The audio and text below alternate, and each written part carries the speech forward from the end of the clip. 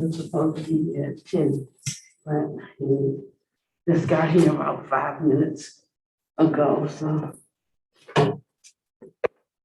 everybody offered to take him around, but no, I need to do that, really. And the wonderful thing is they normally take about an hour, but he has a bad heart, so he didn't want to go upstairs. He didn't want to go all the way to the end of the courtyard. He just wanted to ask a few questions and send me to get a few photographs of electrical panels with the datum installed and stuff like that. Sound good. And he just asked me when were the roofs installed, and then he was done. So that's wonderful. It's not wonderful that he has a heart condition. And I'm saying that,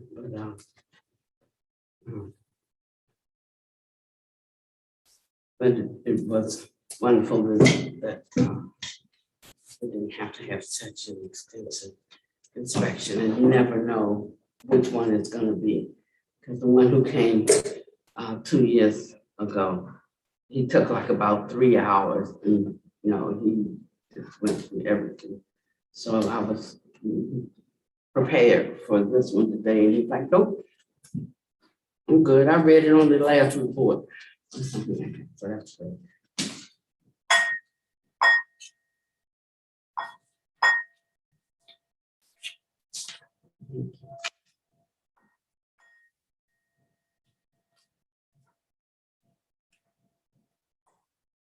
Incense burning, all space is filled with the fragrance.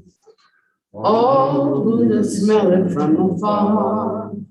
All suspicious clouds gather everywhere.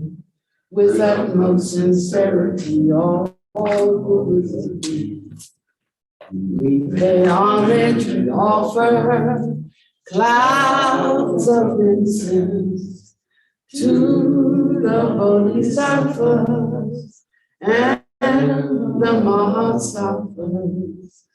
We pay homage and offer clouds of incense to the bodhisattvas and the mahasattvas. We pay homage and offer clouds of incense to the bodhisattvas and the mahasattvas.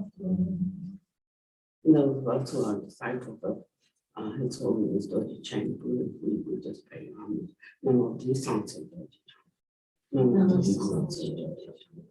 Namo Disante Dorje Chang.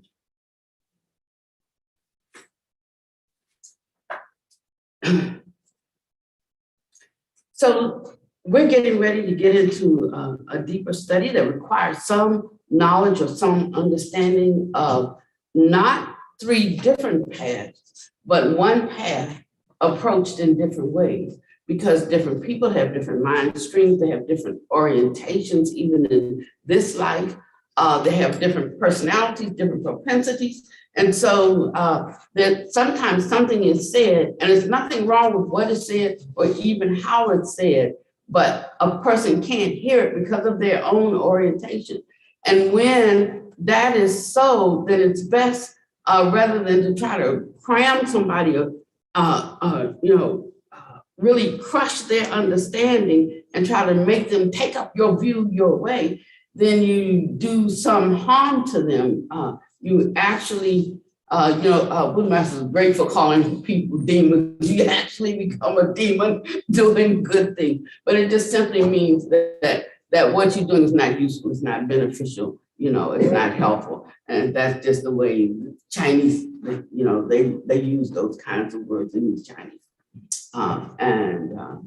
And millions of his students are Chinese, and I think maybe only a couple of hundred of his students are Western, which is why we have been really received a great invitation that we're not even qualified for. Buddha Master would say, in the Mahayana and the Vajrayana traditions, or that would be like the Tibetan and the Chinese traditions, there is a qualification for a venerable one. It's very different than the qualifications for a venerable one in Theravada. So when I'm around Theravada folk, I can be venerable, but when I'm with my other crew, then I'm not venerable. It's just one of these things you just kind of learn, because it means something specific in those traditions. It means having attained a certain level of proficiency and vision and awakening that I have not. So we never use it. We never use it when we're there. So he says, so like right now, we are like provisional, causal Dharma masters, which means simply that because I do understand something and have some attainment, I mean, and you should after 20 some years, if not quit that and go find something else, like, so we don't have to be ashamed about it as long as we're not bragging about it, so although we have some understanding and some attainment, there's many things that we have not developed the capacity or the proficiency to do. So that's where the causal part comes in the process of getting that through cultivation. And so he has allowed us to begin to work with these suttas. But you see, the awakening comes not from the person anyway. It comes from whatever brightness of Dharma is in them unimpeded.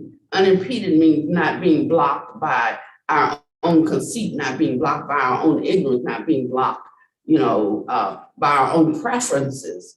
And if we, even in the causal stage, recognize that and we are constantly reflecting on that so we understand it and we're not confused, then what happens is it actually creates that opening. It creates that way so that clarity can absolutely come.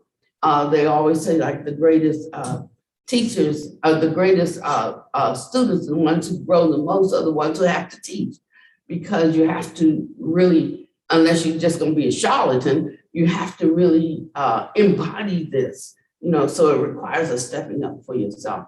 So as you are growing and learning new things, have this mind in you so that you can hold the teachings so that they can flower from you, whether you are a beginner or whether, you're even embracing something that you don't fully understand. The understanding comes. We always say, I won't believe it until I see it. But in spiritual language and spiritual life, everything's kind of turned around, and we look at it from the mirror image.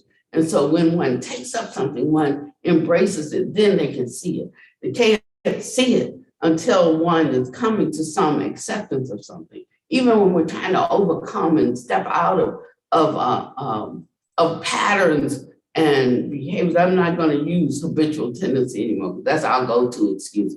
But patterns of thinking and choosing to hold to that, even when we know that it is not useful or beneficial or kind or, whatever, but yet we'll hold that view. And sometimes we'll say, well, that's just the way I am. And sometimes we'll say, like, I just can't help it.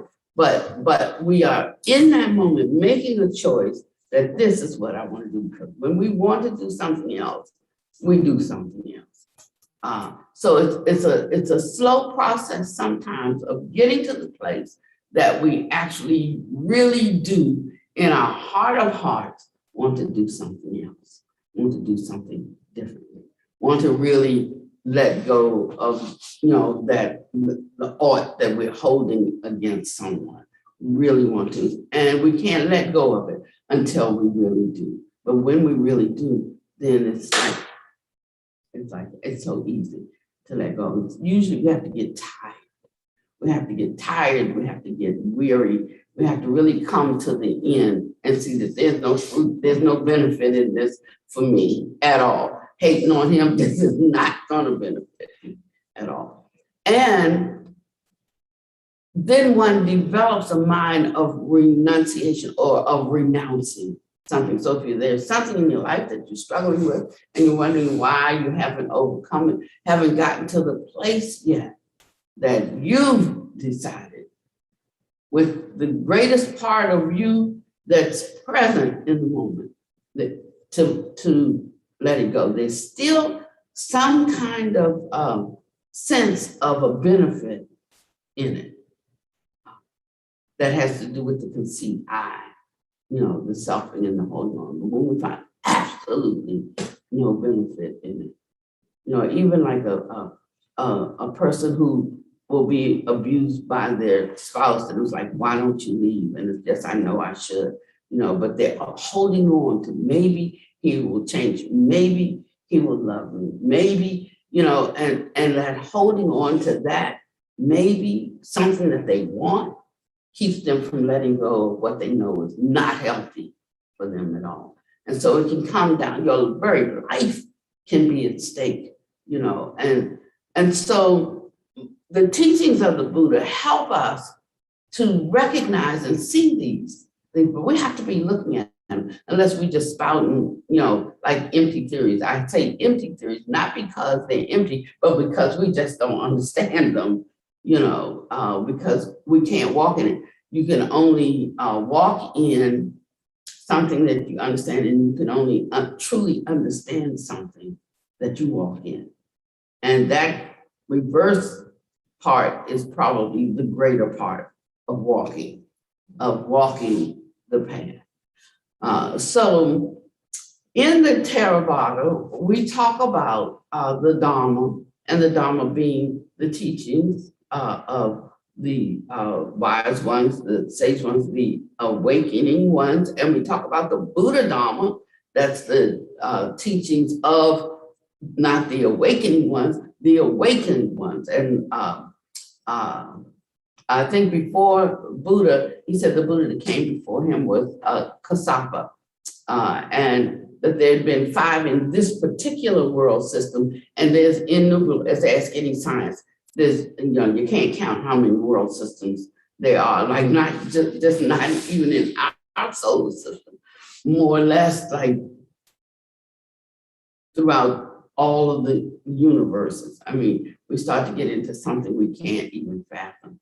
And so if we have come to the conclusion that the highest attainment for any living being is a human being, and we see how we do, see how we think, see how we act, then we'd have to know, like, what in the world is the world for, if this is the highest that can be attained. And so we necessarily know that there are other classifications of being, because we named them. We named this one dog, this one cat, this one raccoon, this one stink bug, this one, we've named them. Some of us have had some encounters and they have similar composition of body. Some have other compositions, fine material it's spoken of in the sutras. And so it takes a little bit more bandwidth and mental elevation to see and interact with them, but enough to know that they are in existence, that they are here. So now when Buddha was entering into Parinibbana, then remember, he was teacher of gods and men. And so while he had compassion for animals and bugs and snakes and all of that, he was dealing specifically with 2 classifications of beings that were ready or had the potential to be ready for this level of reveal, this level of understanding. And so he spent his 40 years addressing them. And as he was getting ready to leave, to die, he made his rounds to leave parting words. And that's what this sutta is about. And some of us have a misunderstanding because we entered into the Dharma in one vein. We may have come in by the gate of Zen or Chan. We may have come in by the gate of the Theravada teachings, or by the gate of the Mahayana teachings, through the gate of the Vajrayana teachings. And because that's our root, that's our base, everything else is viewed with a critical eye through the lens of that tradition. And that's taking the outer without examining the inner, so that I can be free to find what I need that really allows the scales to fall from my eyes. And so we should not divide in that way. It should either be it's Buddha Dharma or it's not, and not only, actually, we don't even have to divide so much that way. It's just whether it can stand the test of being true or not, because a rose by any name is still a rose. So whatever spiritual tradition is that a true principle? Is that verifiable? And if it is, then we can hold to that. And so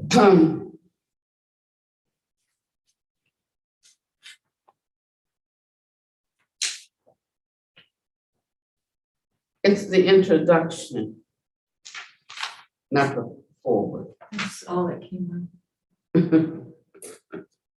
Okay. No. The introduction is like about 10 pages. This is page 2. Where's page? You printed the whole thing? Yes. Okay. Got the first 2 pages. Mm-hmm.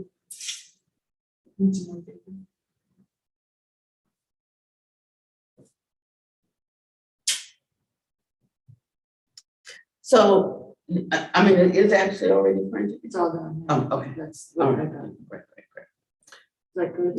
Yeah, because I want to have, this is a very long sutta, and believe me, we're not going to read it all. It's still going to take us a few weeks to get through it, but I'm going to skip a lot of things, but I'd like to give you an overall view so that we have some appreciation for the different things he says. And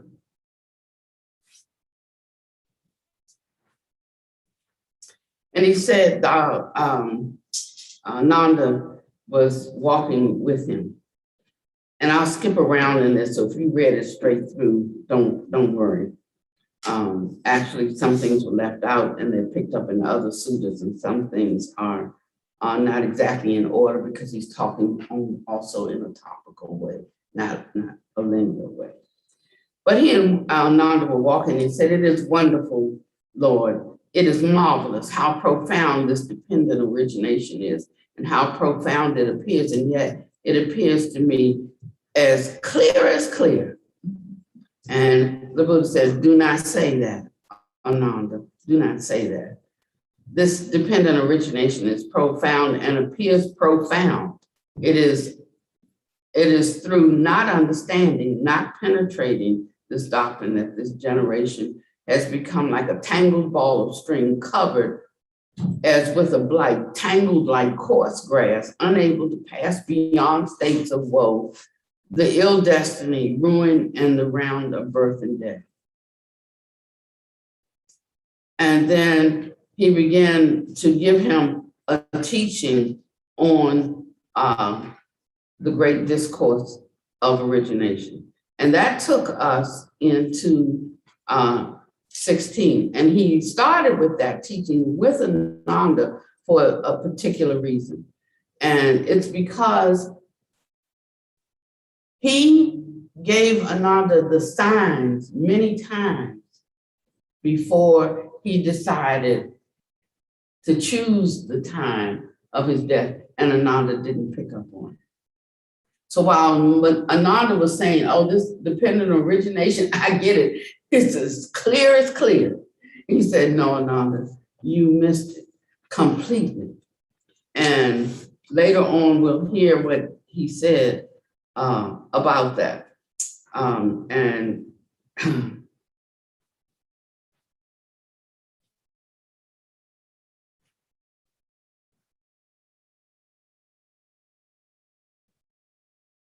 he said that he had given him 5 different indications that he would leave unless he was asked to stay longer. And each time he gave it, Ananda didn't ask him. And when he said, this time I'm leaving, Ananda said, oh no, stay with us. He said, no, Ananda, you had your time to ask me that. He said, now that time is gone, you know. So I will not stay. But here's the thing, Ananda didn't get sad that he missed it. Ananda recognized his part in the causality and the early departure. I don't think anybody's ever said this, but it's right here. In the early departure, or that time of departure of the Buddha. And usually when things happen to us, we're looking out here for the reason and for the cause, never thinking that we have a part in it. You did that and I'm responding to what you do. That's our go-to place all the time.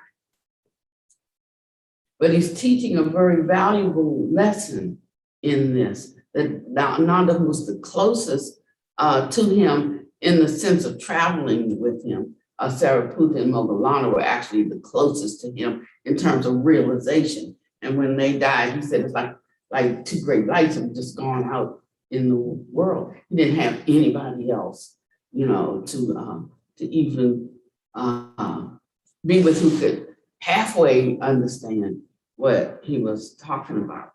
But it lets us know how as soon as something comes up in our life, instead of looking out there to see who caused this or who did this, that we should shine the spotlight inside and say, did I have a part in this, you know, or through the era of commission or through the era of omission?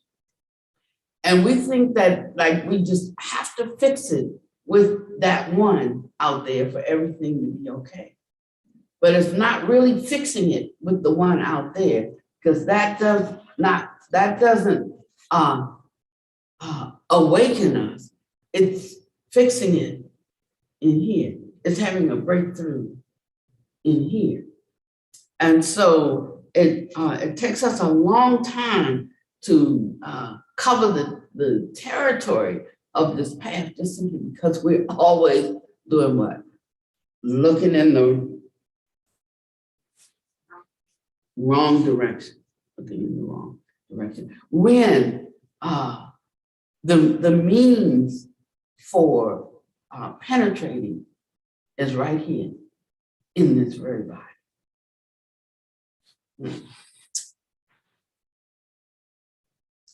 And so the Buddha got Ananda to start traveling with him, and now we are into 16.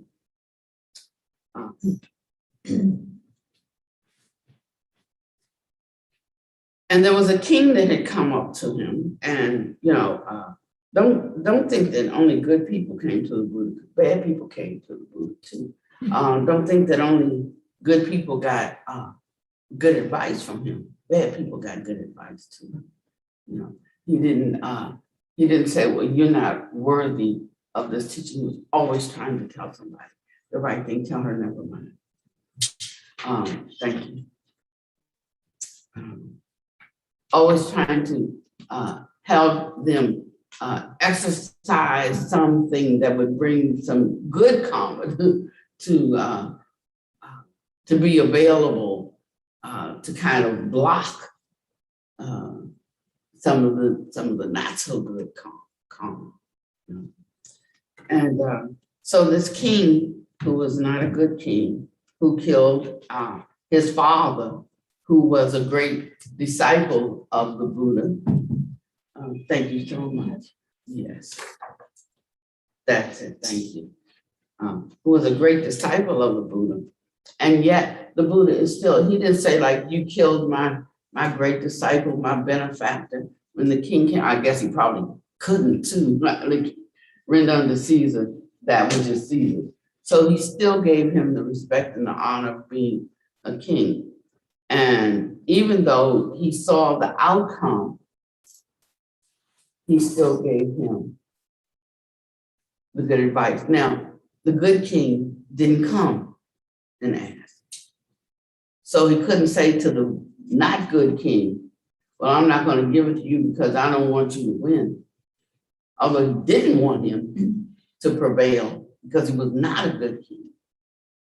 But when the king came and asked for the advice, the not good king, he gave him the advice. He said, the king exchanged courtesies with the Buddha, and then he sat down to one side. And he said, have you heard that the Vajrayans hold regular and frequent assemblies? That I've heard, Lord, that they do. He said, and the Buddha said, as long as they hold regular and frequent assemblies, they may be expected to prosper and not decline. He said, have you heard that they meet in harmony? They break up in harmony and they carry on their business in harmony. He said, I've heard, Lord, that they do. He said, well, as long as they meet in harmony, break up in harmony, and carry on their business in harmony, they may be expected to prosper and not decline. He said, have you heard that they do not authorize what has not been authorized already and do not abolish what has been authorized, but proceed according to what has been authorized by their tradition? He said, I have, Lord. He said, have you heard that they honor, respect, revere, and salute the elders among them and consider them worth listening to? That they do not forcibly abduct others' wives and daughters and compel them to live with them, that they honor, respect, revere, and salute their shrines at home and abroad, not withdrawing the proper support made and given before. The proper provision is made for the safety of the arhats, so that such arhats may come in the future to live there, and those that are already there may dwell in comfort. And I said, I have, Lord. He said, well, Ananda, as so long as such proper provision is made, they may be expected to prosper and to not decline. So the same then is true for the Vajrayans. These 7 principles are for preventing decline. Not just spiritual decline, any kind of decline. He said, if they keep even to one of these principles, not even all 7, they may be expected to prosper and not decline, much less all 7. And it said, so these Vajrayans will never be conquered by King Ajatasattu by force of arms, but only by means of setting them one against the other. And so, right away, the king said, oh, and now, Reverend Gautama, may I depart? I'm busy and I have much to do. To do as you see fit. And so the Buddha didn't change the circumstances. He still spoke the truth and then said, and he knew he was going to, because he got the truth. And he said, oh, the only way, they do all of these things. How can I go up and war against them and prevail? You know, they're in harmony with one another. And it went on to all those 7 aspects. He said, so we can't prevail against them with might. The only way that we will prevail against them is that we have to ensure that they get pitted one against the other. We have to ensure, that the harmony is disrupted and destroyed. We have to use their own stuff against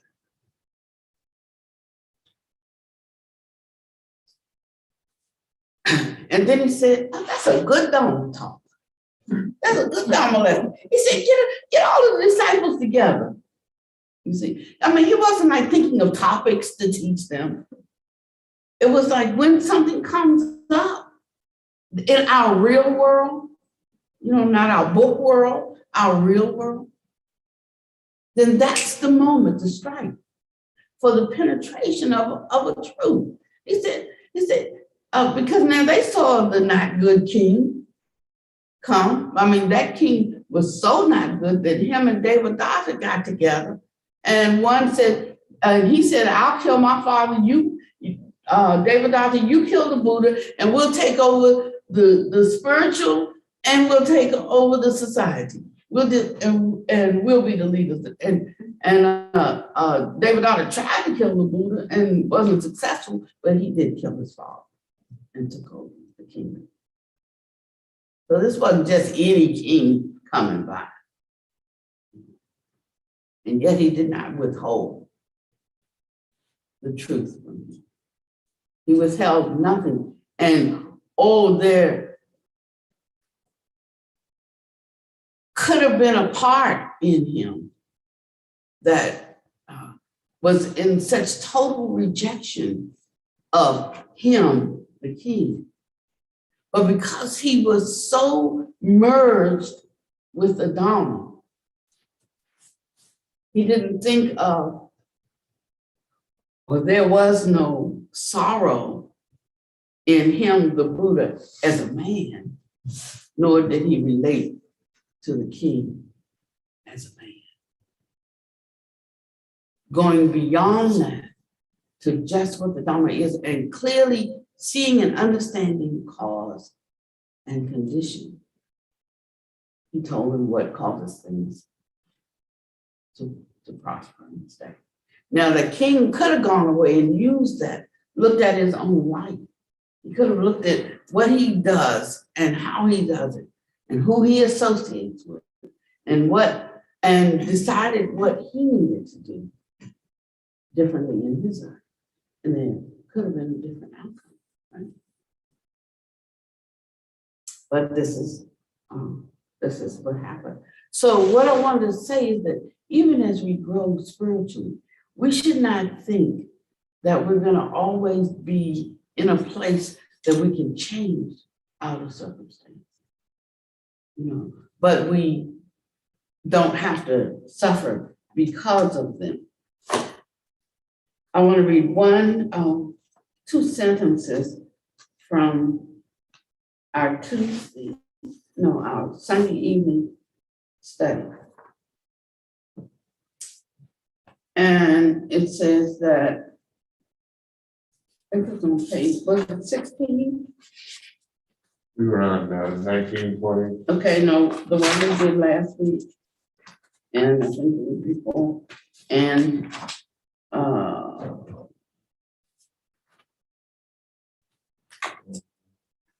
I found it. So after giving rise to the 4 limitless states of mind, arouse bodhicitta right away. The 4 limitless states of mind are affected by external circumstances. So that means when, we use loving kindness when we are feeling anger or, hatred. We use compassion to abate our cruelty. We use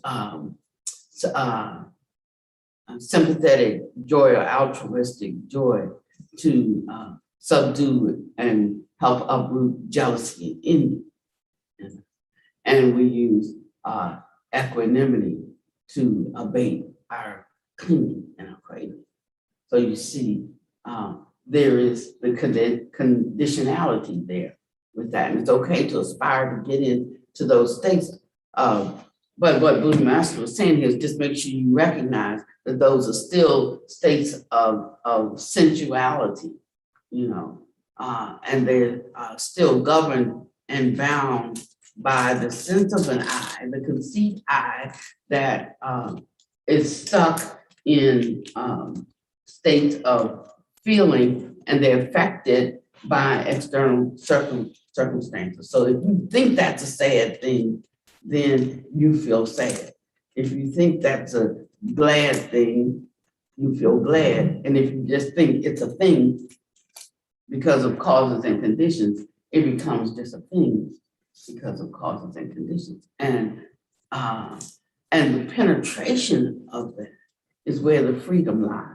You know, not in the talking about it, not in the I understand. And we have to prepare ourselves to ever increasingly get to that place.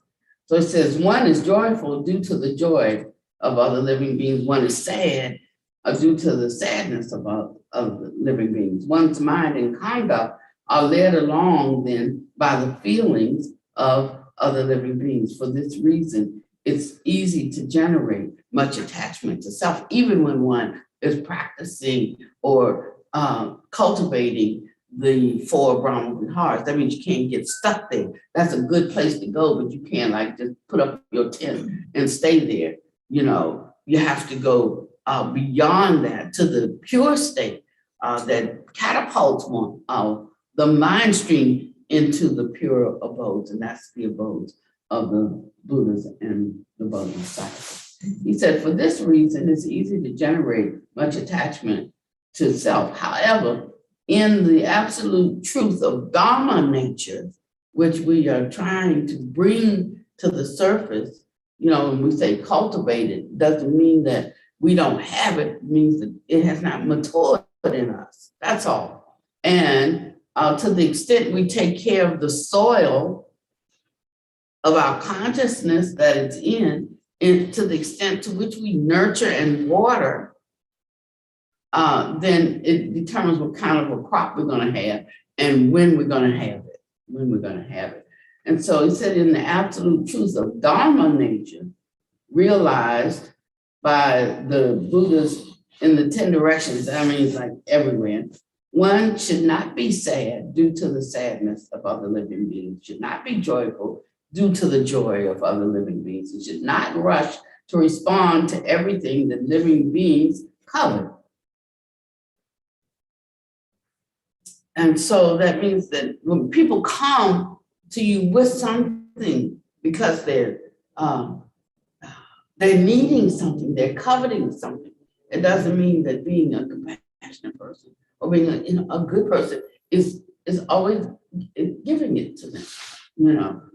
So there has to be a wisdom that goes beyond that one is not caught in the feelings of that would make me sad. So he starts that way. He says, if somebody did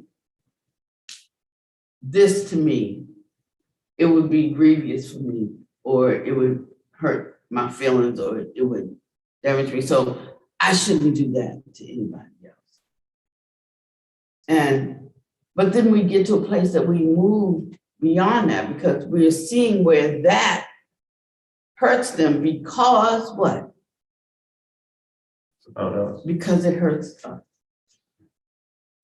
So that's a starting place, but that's not an ending place. If you go there, then you will still be caught in the central rounds of samsara, whether it's all bad, middling bad and good, or even all good.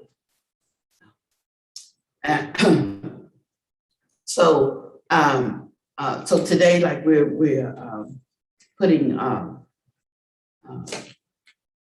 Spooky to sleep at 4 o'clock. And so I spent some time with, that's our cat.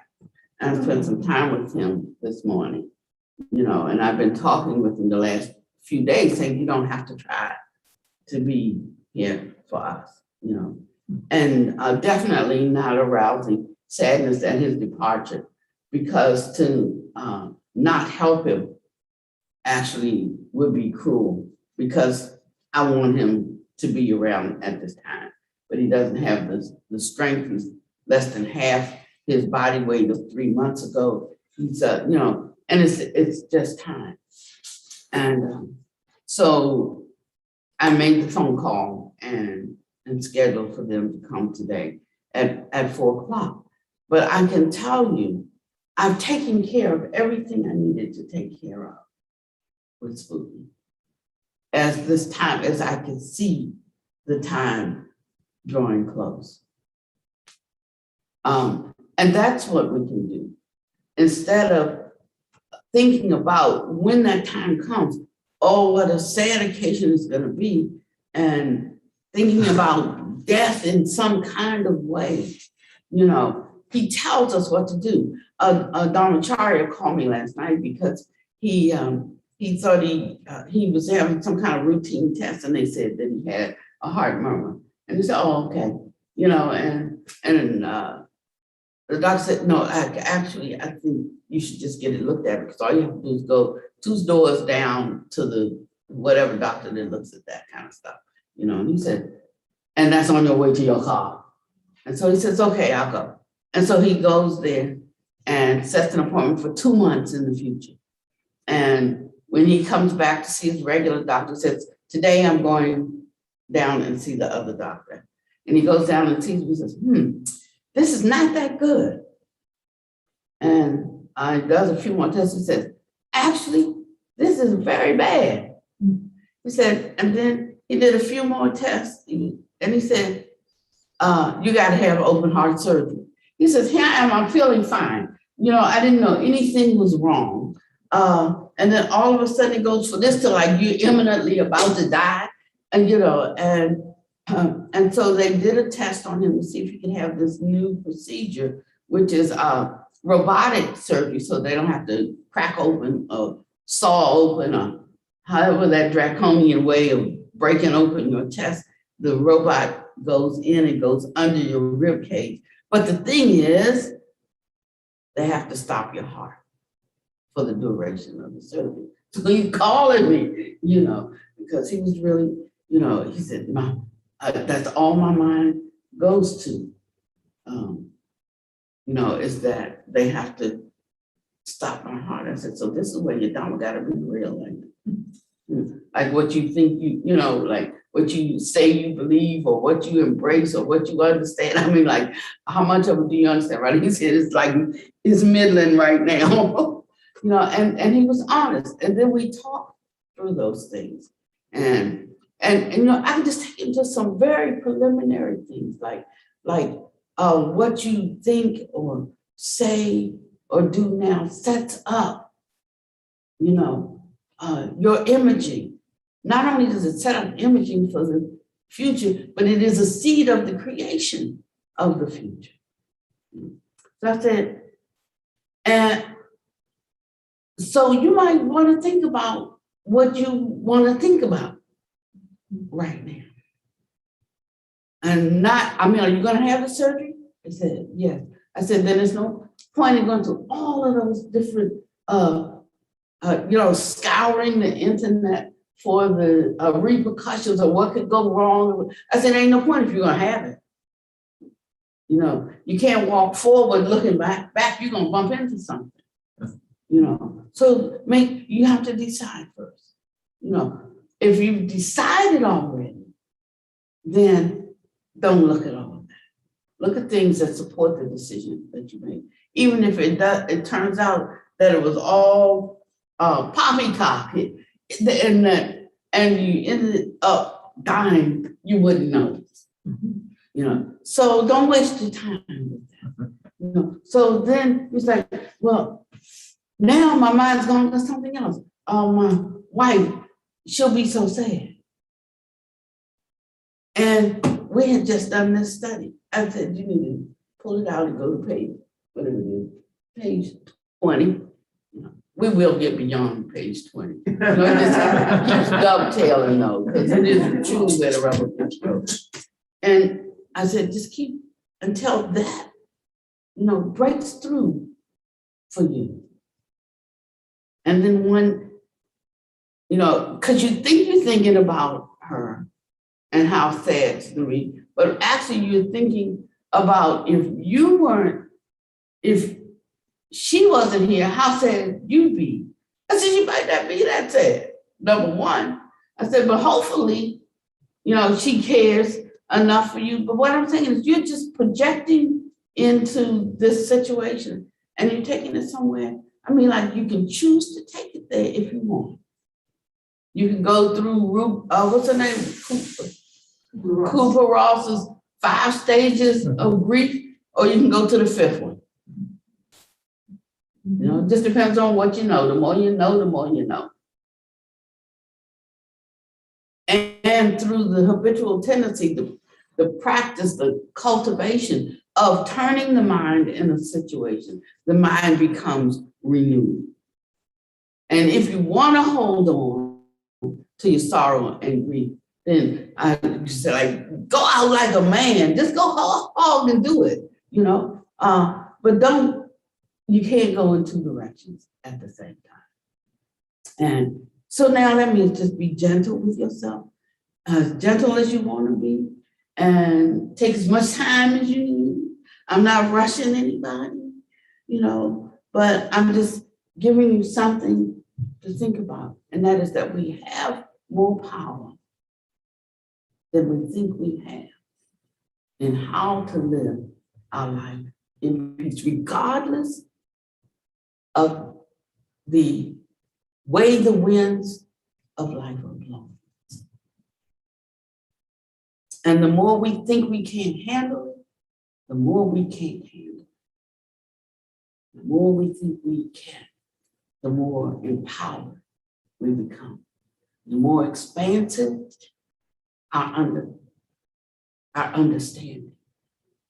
And we'll start to see that all of this stuff that we have taken as personal is not personal at all, even though it may feel personal. And it doesn't mean that we cut off our feelings and we just go around like a robot. It's not that. But it's that we can be with the feelings and we can know that it comes about, how it comes about. We know that it is impermanent, and we can allow it to be there and find nothing in us because we actually do understand. So it's having to act on our understanding. And when we do that, then we see a great change in our life. Is it hot in here? Is this me? Okay, so we were in the other room, and I'm like, is it hot in here? Or is it just me? And they said, must just be you because it's cold. Or whenever I'm burning like this, that means I need to go and reflect on something. Seriously, it's like a fire for me when there is something that is repeated again. He said, I will tell you another 7 things conducive to welfare. As long as monks do not rejoice, delight, and become absorbed in the works they do. That doesn't mean you don't work. It just means you can't get all caught up in what you do. You do what needs to be done, but you don't get all caught up in chattering, in sleeping, in company, in evil desires, in mixing and associating with evil friends. I know the Buddhist word evil itself, not just the Chinese. As long as they do not rest content with partial achievement, as long as it's translated monks here, but it meant that his disciples, and particularly the ones that were like going all in, as long as they hold to these 7 things and are seen to do so, they may be expected to prosper and to not decline. Said, I'll tell you another 7 things conducive as long as they continue with faith, with modesty, with fear of wrongdoing, they continue learning with aroused vigor, with established mindfulness and with wisdom, they shall prosper and not decline. He said, I tell you another 7 things, as long as they develop the enlightenment factors of mindfulness, of investigation of phenomena, which we're in a lot of investigation right now, right? Of energy, of applying the energy, of arousing the vigor that helps us to really put forth the effort, of delighting in putting forth the effort, like, oh, here we go again. Or, like it's drudgery to do the right thing, or, but really looking for okay, I believe this is the right thing and I should do this. I just don't feel like it right there, but I'm gonna do it anyway. And I'm gonna bring my feelings ultimately in line with what I think is the right thing. And wow, they will line up and agree, So that's how we overcome our weaknesses. We overcome our weaknesses by, I'm always talking about overlooking the fault, tolerating a slight, because in my mind, I might not say anything about it, but I'm gonna tell you, I notice. I do. I've just crossed the first chasm, and that's like, don't say anything about it. Although sometimes I like my email and I say, someone, what you think? Someone said, don't send that. She said, you might just want to save that and come back and read it later. And I'll go back and I'll read it later and like, no, because that's gonna really hurt their feelings. Doesn't matter that they hurt mine, but that's gonna hurt their feelings. So like I soften it up. So I'm gonna, after a while, I was like, I must have a gajillion draft emails in my, I do. But that's the way I'm working through it. Like if I need to like move it from right here to right here, I do that with an email and I leave. And I come back and look at it. Oh, honey, you have such a dirty mind. You wrote that. That came out of you. That didn't come out of them. That came out of you. This is how we train ourselves. It's not anybody else training us or forcing us, but us coming up to our own greatness. And with that comes a lot of joy, because one sees that they're making progress on the back. Just to see what needs to be fixed in me is a joy. And when I think I have fixed it, and I look at it and see, like actually I didn't get all of it, I just saved a little bit for me, then I go back and I work on it again and again and again. But one day, when the glory comes, one day, I'm gonna be done with it. And sometimes it happens situation by situation, happens person by person. And then there's nothing that person can do, to upset you, but you will look at them and then great compassion can arise for them because it doesn't have to be filtered through the lens of self. That compassion can arise truly, not to say, oh, like I feel such compassion. Don't they realize that what they're doing is going to be bad karma for them? Like, no, I'm not talking about saying, don't even have to say it. You know it though, so complete. Because you know that inside. So the Buddha was going around like this, talking to everybody. He wasn't teaching topical though. So when he got to different ones, and he would always use something, to as a springboard for his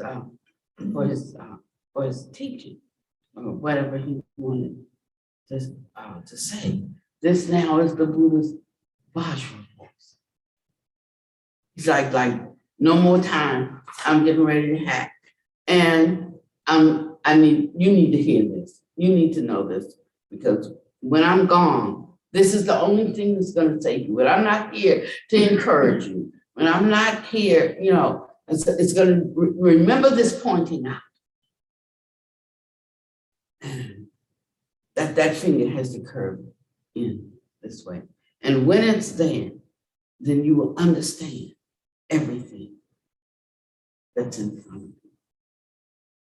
And you will understand every mind that you encounter. That, you know, this awakening is not like just some puff, woo-woo thing. But we grow in wisdom. And that's what actually enables us to have the compassion. So we're getting close to where we need to stop.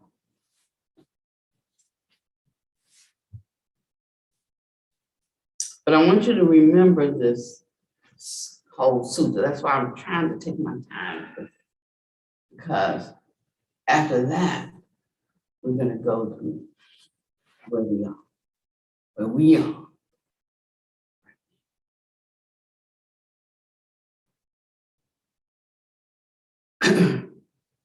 Then he talks to the perils of bad morality and so forth, lack of virtue. And then he says they're householders. There are these 5 advantages to one of good morality and of success in morality. What are they? In the first place, through careful attention to his affairs, he gains much wealth. So don't be hating on the wealthy. All of it, not ill-gotten gain. You know, wealth in itself is, you know, like it's impartial, and there's nothing wrong with that. Matter of fact, while some people having wealth, those of us who have nothing would really have nothing. You know, so not think that all wealth, that wealth in itself is not good. He talks about greed, he talks about attachment. It makes you do things, but good fortune is on the path to the extent that you have good merit that can be manifesting in your life. And it's not always you getting something like in a monetary sense, you know. It's someone giving you something, or someone being kind to you in a certain way, or someone, you know. So there is the one becomes a what do you call it? Not the recipient of benefactors. You know, they may not have to go out and work for it all, but it does come. And in the second place, it says he gets a good reputation for morality and good conduct. So in the third place, whatever assembly he approaches, whether they're householders, and here they were talking about the caste system here, whether they're ascetics, or whether they're of the Brahmin class, or whether they're of the warrior class, or whether they're of the merchant class, or even whether they are of the untouchable class, that they do so with confidence and assurance. So assurance, when a Brahmin approaches an untouchable, is that he's assured that he won't be defiled. Because it's not by birth that one is defiled, but by one's own action. You see? So there were ways that the Buddha spoke about the erroneous concepts in not only the religion practiced in that day, but also how society then, you know, was tainted by that. And he didn't have to come and say your Dharma was wrong. He just told them the right way. And some heard it, and some didn't. Even up to this day, where there are 300 million untouchables. And yet you can't catch a tuk-tuk and go 2 blocks, but they don't stop 12 times to offer something on some altar all the way down the road. And they think that I've offered an offering to the heavenly beings. My work's done. And they look at their brother man and think, so afraid of him. He's not God. And so he said he in the 4th place, they died unconfused because they know what should be pondered and what shouldn't be pondered. They know how one should arouse themselves in that time and what they should not. Where to take their mind and their heart and where not. And also, he said, and after death, well, he says right here, which is the breaking up of the body. So that means there's something else after death. With the breaking up of the body, that one arrives in a good place, in a heavenly world. These are the 5 advantages. So he did talk about heavenly realms. Actually, he talked about 31 different planes of existence before one got to the pure abodes start once you leave the sensual realms. I think that might be around 18 or 18th plane or 20th plane. And then one keeps going on in the pure abodes until they get to the highest purity. And so, you know, we don't go from something to nothing. It's a misunderstanding of the word in the Bible. Because in that day, he was simply pointing to what you think is you is composed of many elements. Much like wood, kindling, match with something, sulfur, something that can allow a spark, you know, and oxygen. When you put all of them together, you have a fire. And when any one of those go away, then the fire goes out. And he was simply speaking to the breaking up of the body. For those who think he taught there was nothing after that, and that your whole quest for enlightenment is for you to be extinguished, misunderstood his teaching. Oh, yeah. So there's some other things that we're gonna bring around for a while, especially after death, that we should know, don't you think? So I'm gonna stop right there because we're at 1:12. And I think this is all very good. And when he was teaching, now remember, this is his roundup. This is the last time he's seen them because he's made a decision, right? That he's leaving. And look at the things that he taught about. It is very basic, you know. And they really have to do with freeing oneself of one's own self. We need all the Dharma in the world we want to get. That's when I talk about, you know, empty theories.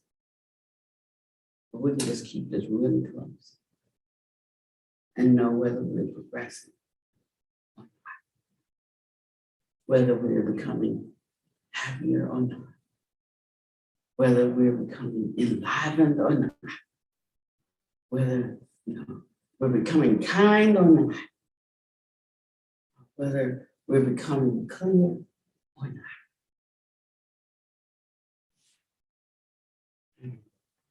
So, any questions? Any comments? We have 2 minutes.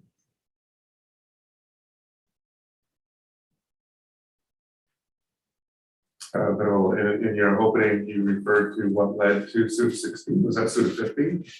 Mhm. Yeah, because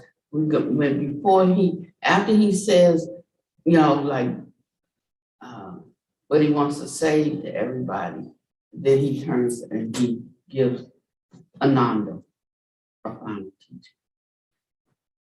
And it would be a hard teaching, to accept. But that shows me how much he really loved Ananda. And because of that, when the Buddha died and they called the assembly, and Ananda hadn't reached arhatship yet. Instead, all night he pressed in. What do you think he did? All night, those teachings, all that he had committed to memory and could recite, which is why we even have them today. All of those words, he started recalling, remember, pressing in to the truth. And then one night, he went. So who knows, may happen for you tonight. May you be well and happy, so may no harm come to you, no danger. May you always meet me.